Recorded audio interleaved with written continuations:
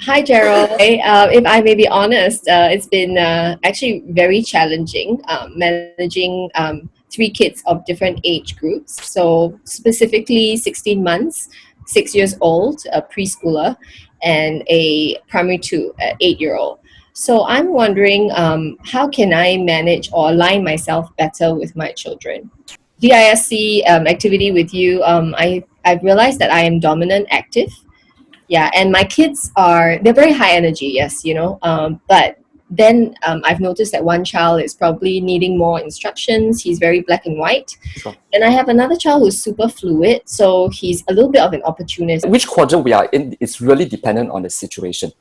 Like, Okay. for example, when we are in play with the kids, or when the kids are in play with one another, when we are having dinner, when it's bedtime, or when the kids are all asleep and we are with our spouses. My kids are in play like all the time, from the time they open their eyes, right? Even bath time, eating, walking from one room to another room is changing clothes. My God, that's also play for them. So Personal opinion, if they're not playing, they're not kids anymore. I know. You want to have a one-to-one of communications. You can't exactly do 1 to 3 at the same time, because your children are three very unique individuals as well. Okay, look at that particular situation. Decide for yourself if they're already high energy. Okay, more or less, you know that more or less they're on the active end, right? Then you need to decide. Okay, are they a little bit more on the relationship side right now, or are they more on the task side right now? If they are really active and they are being dominant with each other, that means trying to get trying to get the play done. If they're building something, they're screaming at each other, that's not the way. Probably, a little bit more on the dominant end. What you want to be doing, okay, for actually both yourself and your kids, okay, is to slow yourselves down a little bit. Purposefully, okay, take a break time, have a quiet time for a few minutes to shift the energies from the active end down towards the passive end a little bit. Now, children being children, right? Okay, their energy level very high.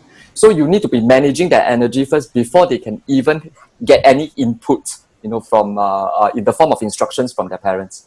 Theoretically, I know they need quiet time. I know they need to shift the energy, but it's always how. How does it look like for us? So of course, with the moment I mentioned, oh, quiet time, nap time. Oh my God, it's like acid on skin. He'll be like, no, no, I hate it. Fun to them is like, whoa, out there gaming, fun games and all that. And I don't always have that energy to match practical ideas that I can just shift from somewhere up there to a more stable and calm energy. You want to slow the children down, okay, you got to have them expend all those extra energy that they have first. That's why all the exercises, all the gameplay and all, they are more or less at that limit already. Okay, they're starting to feel a little bit tired. That's the time where they get to quiet down.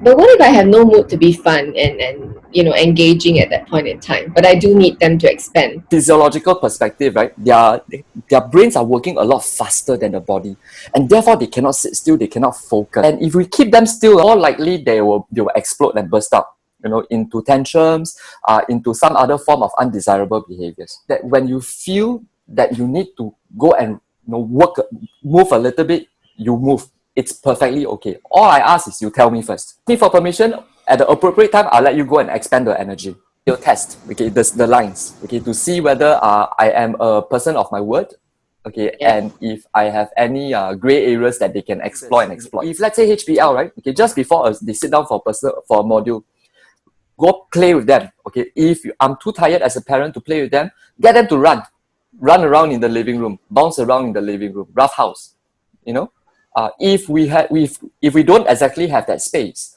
get them to sprint from the kitchen window to the front door and then back again. Do that a few times. Okay, once they get winded, okay, they have more or less expended their energy as well. It's never about, okay, how I can mold people, to where I am. Know that I am here, right? Okay, what can I do to the environment?